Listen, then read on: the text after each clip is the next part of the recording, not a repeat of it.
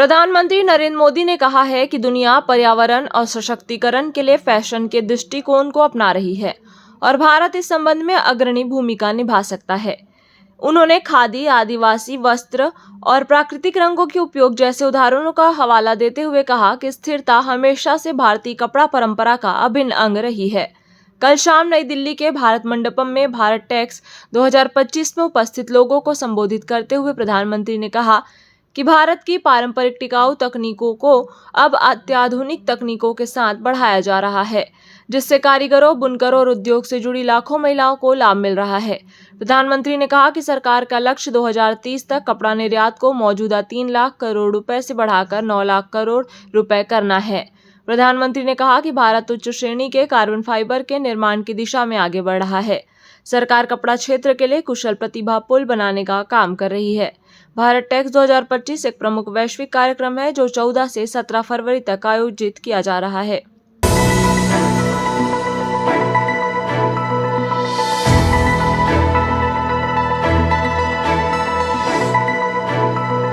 आज सुबह नई दिल्ली और उत्तर भारत के कई हिस्सों में 4.0 तीव्रता का भूकंप आया।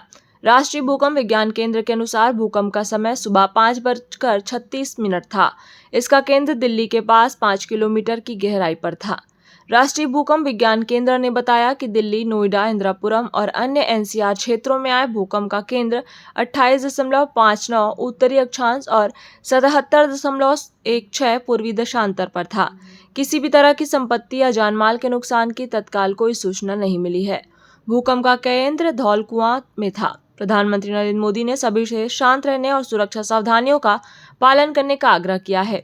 सोशल मीडिया पोस्ट में मोदी ने नागरिकों को संभावित झटकों के प्रति सचेत रहने की चेतावनी दी और आश्वासन दिया कि अधिकारी स्थिति पर कड़ी नजर रख रहे हैं।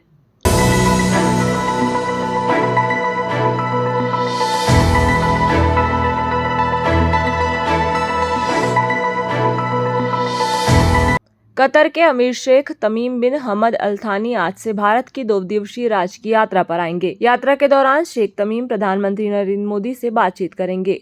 उनके साथ एक उच्च स्तरीय प्रतिनिधि मंडल भी होगा, जिसमें मंत्री, वरिष्ठ अधिकारी और एक व्यापारिक प्रतिनिधि मंडल शामिल होगा। विदेश मंत्रालय के एक बयान में कहा, कतर के अमीर की यात्रा बढ़ती बहुमुखी साझेदारी को और गति प्रदान करेगी।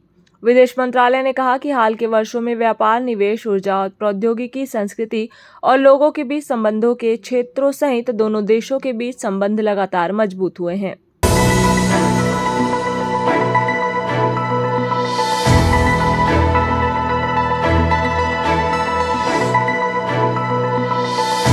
इजराइल के प्रधानमंत्री बेंजामिन नेतन्याहू ने कहा है कि वे गाजा की आबादी को हटाने और फिर से बसाने की अमेरिकी राष्ट्रपति डोनाल्ड ट्रंप की योजना पर काम कर रहे हैं।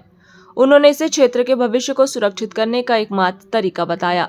नेतन्याहू ने कल मध्य पूर्व की यात्रा की शुरुआत करने वाले अमेरिकी विदेश मंत्री मार्को रूबियो के साथ यरूशलेम में इस योजना पर चर्चा की। गाजा में इजराइल के युद्ध के उद्देश्यों का समर्थन करते हुए रूबियो ने कहा कि हमास को मिटा दिया जाना चाहिए। नेतन्याहू ने यह भी कसम खाई कि अगर हमास सभी बंधकों को वापस नहीं करता तो वे गाजा में नरक के द्वार खोल देंगे।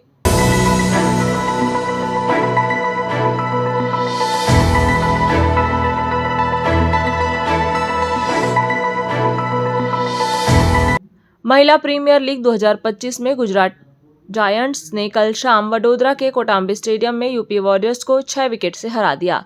गुजरात जायंट्स के 18 ओवर में 6 विकेट रहते 144 रन का लक्ष्य हासिल कर लिया। गुजरात के कप्तान एशले गार्डनर ने 52 रन बनाकर टीम की अगुवाई की और उन्हें प्लेयर ऑफ द मैच चुना गया। आज दिल्ली कैपिटल्स का मुकाबला वडोदरा के कोटांबी स्टेडियम में रॉयल चैलेंजर्स बेंगलुरु से होगा। मैच शाम 7:30 बजे शुरू होगा।